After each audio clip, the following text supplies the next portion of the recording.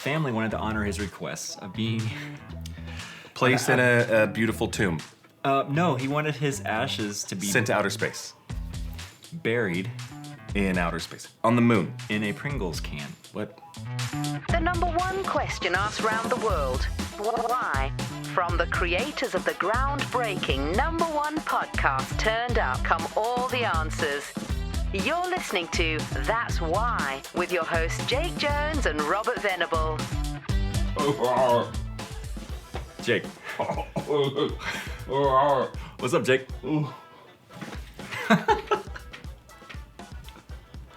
What are you, 8? It's not that hard. I was want to talk about Pringle. You have to take the Pringles out of your mouth if you're going to want me to understand what you're saying at all.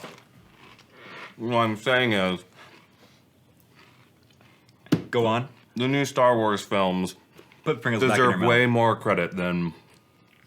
Have another Pringle. This is Robert. I'm Jake.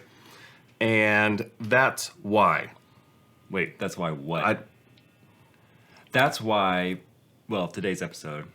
Pringles legally cannot be called chips because they're we'll get into way that. too good. Way too good for chips. Even when I was purchasing said not chips today, the lady was like, those are so good. I'm like, I know. She didn't call them chips, did she? You know, I didn't think she did, or I would have called her out on it. Robert would have gone For that back very to reason. jail for hitting another random convenience store lady. Again? Yeah, so today we're going to find out that's why they cannot be called chips. And if you didn't know, they can't be. And it says right on the side of the container, potato crisps, not chips. But yeah, let's get into the history of the company and Pringles to get to where we need to go. Let's go way back to 1956. Let's go back a little bit further than 1956. Okay. To World War II. I remember it well. And a big problem that they were having shipping things around and figuring out how to keep things fresh and have them last longer. Ziploc bags. Well, okay. Maybe. That's why I wasn't around. Yeah. no, so this was a problem, and a ton of technology that we use today comes out of that whole era of trying to solve these problems. They had to ship large quantities of things to soldiers. And so that's kind of where this first pondering of, is there a way we can make the potato chip better? And so 1956, Procter & Gamble are like, we're going to solve this problem. They hire, he was a scientist. What kind of scientist? He was a scientist. I don't know. I think he was just, later we'll talk a little bit more about what kind of stuff he's done. But yeah, Frederick Bauer, you're talking about how he was hired by Procter & Gamble to do what? What was his reasoning? Well, why did he come into play? Now, Robert, I am the guy that at the grocery store will intentionally grab the chip bag. Same. Usually right in the middle. I feel like people usually take the one in the front and stick it in the back and then take the next one. So like the front one and the back one, both crushed, middle, best chances of not getting crushed chips. And the one with no air leakage from the package. So you can pick up the bag of chips and you can kind of squeeze it and it's still puffy and pillowy.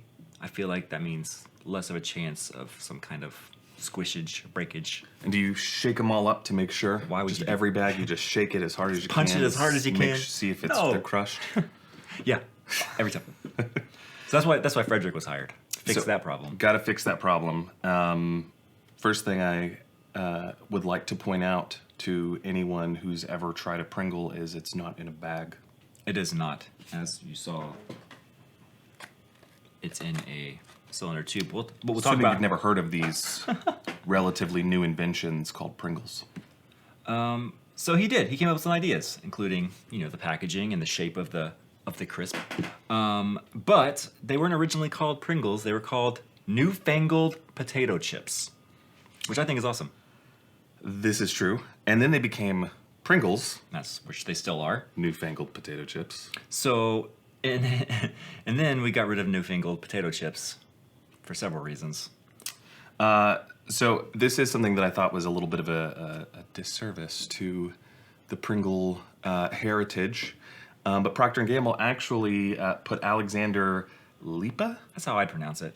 Put his name from Montgomery, Ohio. Looks like he wound up succeeding Bauer, and ultimately it was his name that was placed on the patent. And that was mid-'60s, so almost a decade later. He continued where Frederick left off. And Well, and this is like some serious research, right? Procter & Gamble started attacking this in 1956. Here we are in the mid-'60s. They're still trying to solve the problem. I feel like I wouldn't put that much effort into a potato chip problem. World still has not yet been able to experience this, as there is still a lot of R&D happening. They spent 10 years, at least 10 years, researching problems with potato chips. Like, is it that big of a problem? Probably millions of dollars, the equivalent of millions of dollars poured into hiring contractors and scientists like Frederick Bauer and Alexander Lipa to research. I don't know. I feel like there's other things in the world you could try to fix other than potato chips breaking upon shipment. I'd have to say, so much science going into a potato chip. Are they really safe to eat? Were they inventing new chemicals? I don't care. Is there, maybe the science was going into creating some sort of biological creature that could manufacture Pringles?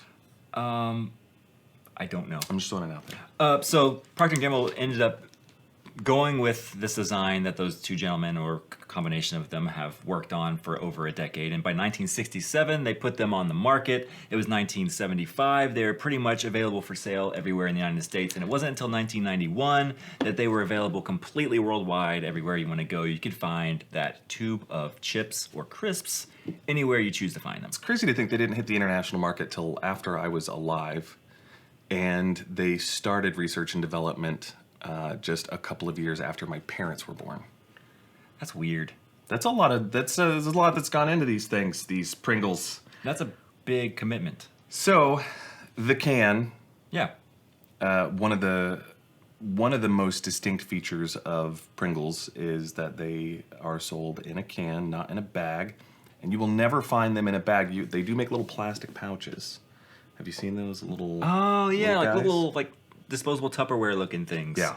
Those are great for lunch boxes and whatever else. But never a bag. You will never, ever, ever, ever be able to buy a Pringle in a bag. If you do, it's not a Pringle. It'd be like a Pringle, like a knockoff Pringles. Or a Prip.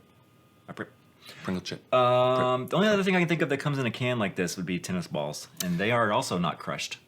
Which there was a huge insurgence, I like that word, of tennis in the 1970s, and that is kind of credited with maybe a strategic marketing ploy. But honestly, I just can't think of any other way to package something like that. They're stacked so that they hold their shape. Yeah, and you have actually spent 2 years working on that design. Isn't that feels like a lot? Someone's wasting budget. I feel like that's too much time to figure out. Cowboy hat looking. And yeah, the can and the shape of this chip, the crisp. I keep calling them chips. It's a habit. I don't know. Did you know this guy on the can has a name? Well, yeah. What is it? The Pringle guy. Pringle guy. His name's actually Julius Pringle. This is a fun fact. Julius Pringle. It's written right there. Julius Pringle. No, I don't think it's written there. So, about that ornate casket that Mr. Bauer, the inventor of the Pringle. Yeah, a little foreshadowing earlier. No matter what anyone says, how was he buried? Because I think that's really cool. Funny story. When he died, he had... this was in 2008, I think he passed away. The family wanted to honor his request of being... Placed in a beautiful tomb. No, he wanted his ashes to be... Sent to outer space. Buried... In outer space. On the moon. In a Pringles can. What? So when it came time to head to the funeral home, to handle all these details and stuff like that, the family started having a little bit of an argument or discussion, like what flavor can... of chips or crisps do we bury his ashes in? I would say sour cream and onion. There was a bit of discussion. I was going to go with the typical, the regular barbecue. It's one of my favorites. Cheese. Cheese are my favorite, actually. But when it came time to the actual thing, they opted for the original. And here he is. So we brought him with us Frederick today. Whoa! Just kidding. And it tastes delicious. Just a regular crisp in here. Crisp. It's so weird, and I've never called them crisps, even though I guess legally that is what they are called. I will say crisp is a lot easier to say than the technical term for the shape. What would that be? Hyperbolic paraboloid. Right. Yeah, let's stick with crisps for the Pringles chip shape. I appreciate the prefix there, hyperbolic, You need to know which kind of paraboloid it was. because it's extra. It's an extra paraboloid. Not even just a regular one. It's hyperbolic. But that's the official name for the shape if you have to get mathematical and geometric with it. There you go. Yeah, so it says their designers reportedly used supercomputers. Which was not it's not a thing now. I mean, I guess it is a thing now. All but back then, I think computers. all computers were supercomputers in the 60s when they were developing this. To ensure that the chips would keep their, crisps, Right. would keep their aerodynamics, because that's important. You need to have Gotta the make sure that when it's going into your mouth, it's like cutting through the air just right. least amount of drag. And that they would stay in place during packaging and not break. And that's the key, and that's what all the research was going into. Yep. Is them not breaking. That was the whole point. Let's talk about the process. How these crisps, it's hard to say, crisps are made. Now, this is kind of the key of this whole episode. We're getting into the meat and potatoes here, or maybe it's not Wheat the and potatoes. or wheat and potato products. Let's go with this. So the mixture of potato flakes, wheat, rice, corn, and other random spices and flavors are mixed into a vat, stirred together, and then rolled into a very thin layer and cut into the oval shape. Again, it's a flat oval. Tons of pressure go into smashing down that concoction of potato paste. 8,000 pounds. I aren't math good. Well, 2,000 pounds in a ton. 4 tons. It's a 16 million pounds. Roughly. So then the extra paste is removed from the dough, which is already on this conveyor belt, slowly moving along through the factory, and then is formed into the arch shape that we all know, the hyperbolic paraboloid. It's good. You're doing good. I'm rolling through it. Other fun fact. Go for it. Every single Pringle, every Pringle that comes out of the Pringle shop, you know, the old shop out back, they are all the exact same size, weight, and dimension. Every single one of them, down to laser accuracy, or else it gets tossed in a big bin and fed to a Pringle troll. I would like to apply to be a Pringle troll, if anybody has any connections. You're tall enough. So after they're stamped into this arch shape, they are now rolled quickly into a vat of boiling oil. Obviously, you gotta crisp them up, or else it's just a stack of dough. And after they're all cooked, they're blown dry to cool, and that's when they're sprayed with this powdered flavor. If it was salt, or barbecue, or sour cream and onion, or random other flavors, which I've listed here. You want to read some of them? Yeah, this one looks really strange. Blueberry and hazelnut. Finger licking braised pork. I'd try that one. You did? I would. That sounds good. Mayo potato. I feel like that's a very UK English thing. Mayo potato. They like mayonnaise on everything. I like the name of it. Prawn cocktail. Sounds Like shrimpy. terrible. I mean, that might be an Asian cuisine, like Thai or something. They do a lot of. Why you gotta assume? Well, I mean, they have like shrimp flavored chips. I have shrimp flavored. What's your favorite Pringle flavor? Yeah, I probably original or cheddar. I'm old school. I'm gonna go with barbecue or original. So, what exactly does the FDA determine to be a potato chip? What is a potato chip by definition by the Food and Drug Administration? Federal. It is federal, I guess. It says the name potato chips, I'm reading verbatim here, may be used without qualification to describe the article made by frying thin slices of potato in deep fat. This is fun. He's actually on FDA. I'm on FDA.gov right now reading this.